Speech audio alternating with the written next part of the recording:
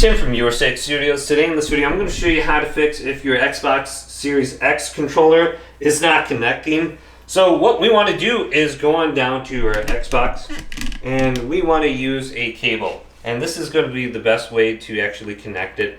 But if you do not have a cable, turn on your Xbox controller and there's going to be a sync button right here on the top and a sync button down here on the Xbox itself. And hold both these down at the same time. And you're going to see the light blink on the Xbox. Just hold it down for about 5 seconds and let go. And these should be connected and paired together now. So you can see each light right here. Now if it's still not working, you could try holding down the Xbox button and just manually turn off the controller. So let's turn this off right now.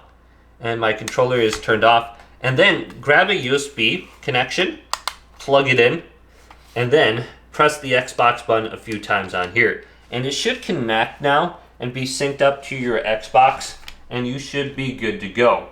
So hopefully this video did indeed help you out. If it did, leave it a big thumbs up and subscribe to my channel down below.